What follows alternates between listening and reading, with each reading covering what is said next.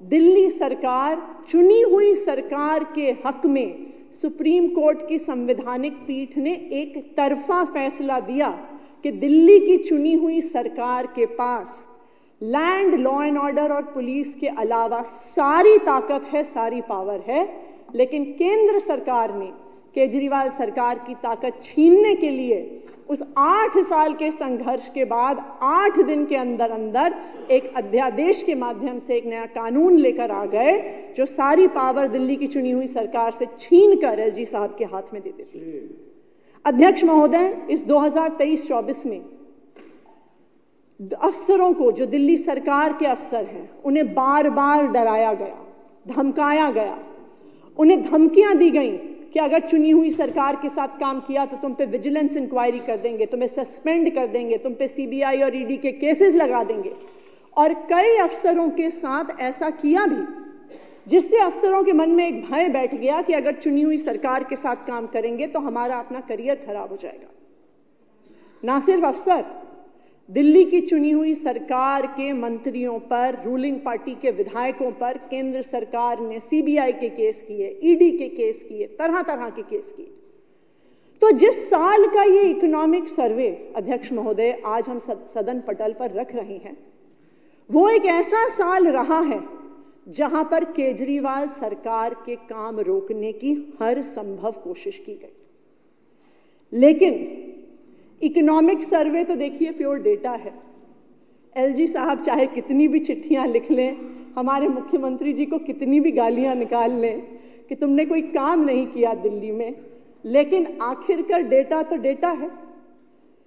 और आज ये 2023-24 का जो इकोनॉमिक सर्वे का डेटा है वो दिखा रहा है कि पिछले 1 वर्ष में इनकी हर संभव कोशिश के बावजूद दिल्ली की अर्थव्यवस्था, दिल्ली की इकोनॉमी एक रिकॉर्ड पेस पर बढ़ी है 2023-24 के साथ।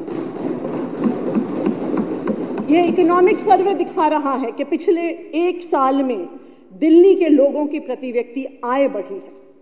ये इकोनॉमिक सर्वे ये दिखा रहा है कि दिल्ली सरकार का राजस्व बढ़ा है।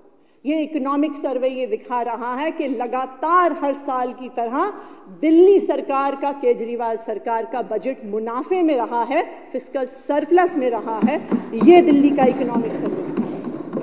तो आज मैं सदन पटल पर इस इकोनॉमिक सर्वे के साथ अपना वक्तव्य इसलिए रख रही हूं कि मैं चाहती हूं कि केंद्र सरकार, उनके एलजी साहब ये जान लें कि वो चाहे जितनी कोशिश कर लें, केजरीवाल रुकेगा नहीं, केजरीवाल झुकेगा नहीं।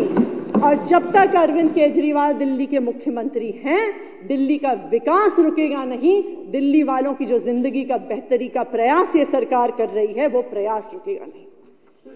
अध्यक्ष महोदय, इस इकोनॉमिक सर्वे में जब हम दिल्ली की अर्थव्यवस्था के आंकड़े देखने जाते हैं तो ये दिखता है कि जो दिल्ली का जीएसडीपी है करंट प्राइसेस के अनुसार 2022-23 में 10,14,000 करोड़ था, लेकिन एक रिकॉर्ड 9.17% ग्रोथ दिखाकर 2023-24 में 11,07,000 करोड़ तक पहुंच गया है। ये केजरीवाल सरकार की अचीवमेंट है।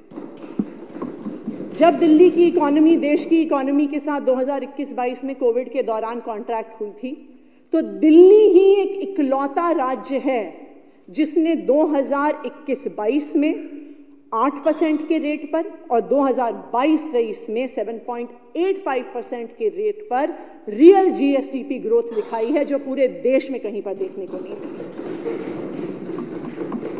अध्यक्ष महोदय, दिल्ली में देश की 1.5% आबादी रहती है, लेकिन सिर्फ 1.5% आबादी होने के बावजूद दिल्ली का देश के जीडीपी में 4% की हिस्सेदारी है। ये है केजरीवाल की सरकार। ना सिर्फ इतना, अगर हम पिछले 2 साल के आंकड़े देखने जाएं तो 2021-22 में दिल्ली के लोगों की प्रति व्यक्ति आय 3,70,000 रुपए के आसपास थी और मात्र 2 साल में दिल्ली के लोगों की प्रति व्यक्ति आय 4,61,000 पर पहुंच गई है, यानी 2 साल में 22% बढ़ी है। ये जो प्रति व्यक्ति आय है, ना सिर्फ ये इसने एक रिकॉर्ड ग्रोथ देखा है, पर दिल्ली के लोगों की प्रति व्यक्ति आय, देश की प्रति व्यक्ति आय से दो सबसे बड़ी समस्याएं हैं, वो है महंगाई और बेरोजगारी।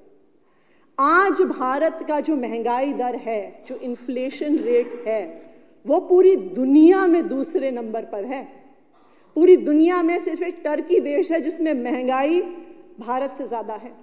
पिछले 10 सालों में हमारे देश में 70% से ज्यादा महंगाई बढ़ी है। हर आम इंसान को पता है कि 2014 से लेके आज तक, 2014 में गैस सिलेंडर 300 रुपए का होता था, आज 1200 रुपए पर पहुंच गया है। पेट्रोल का दाम 72 रुपए से 100 रुपए पर पहुंच गया है। डीजल का दाम 55 रुपए से 90 रुपए पर पहुंच गया है। देश में महंगाई का दर 2023 में 5.65% था, जो मुझे लगता है कि पिछले देश के 75 साल के इतिहास में शायद इतना महंगाई दर नहीं रहा। लेकिन केंद्र सरकार के ही आंकड़े, अध्यक्ष महोदय, ये दिखाते हैं कि अगर पूरे देश में सबसे कम महंगाई दर किसी राज्य में है तो वो दिल्ली में है, अरविंद केजरीवाल जी की सरकार के तहत। जब केंद्र सरकार का जनवरी से दिसंबर 2023 से महंगाई दर 5.65% था, दिल्ली का महंगाई दर उसका आधा, मात्र 2.81% था। पूरे देश में सबसे कम महंगाई दर।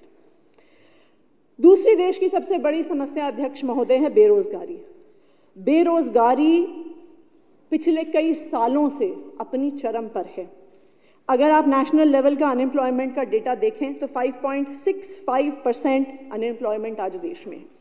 अगर युवाओं का ये आंकड़ा देखने जाएं तो वो और भी भयावह है कि आज हमारे देश में 25% युवा बेरोजगार हैं। और अगर आप ग्रेजुएट्स का आंकड़ा देखने जाइए तो वो उससे भी बदतर है कि आज हमारे देश में 42% ग्रेजुएट बेरोजगार हैं।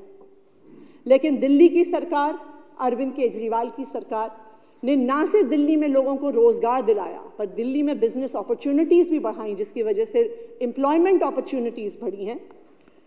दिल्ली में 2020-21 में अनएम्प्लॉयमेंट रेट, बेरोजगारी का दर 6.3% था।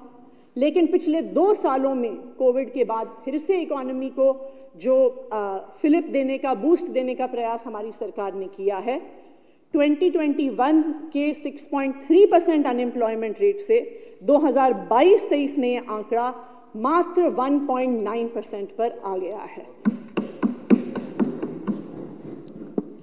अध्यक्ष महोदय, अब मैं सरकारी राजस्व के बारे में और जो हमारा बजट है सरकार का, उसके बारे में आंकड़े रखूंगी। मैं जब ये आंकड़े देख रही थी, इकोनॉमिक सर्वे जब कंप्लीट हुआ, तो मैं याद कर रही थी कि जब हम 2013 में पहली बार चुनाव लड़े थे तो हमारा एक चुनावी नारा था, बिजली हाफ पानी माफ। और उस समय लोग हम पे हंसा करते थे। वो कहते थे, जी अरविंद केजरीवाल ऐसे ही सपने दिखाता है, ये संभव नहीं है कि वास्तव में बिजली हाफ हो जाएगी, पानी माफ हो जाएगी। और जो लोग कहते थे कि अच्छा ठीक है, सब्सिडी देके कर लेंगे बिजली हाफ पानी माफ, उन्होंने कहा कि ये दिल्ली की अर्थव्यवस्था को, उसके राजस्व को डुबो देंगे, सारा सरकारी खजाना खत्म कर देंगे, इन लोगों से सरकार नहीं चलेगी। लेकिन आज अध्यक्ष महोदय, हम सबके लिए जो इस सदन में बैठे हैं, ये गर्व की बात है कि अगर आज पूरे देश में एक सरकार है जो वो मुनाफे में चलती है, फिस्कल सरप्लस के साथ चलती है, वो दिल्ली सरकार है, अरविंद केजरीवाल जी की सरकार है।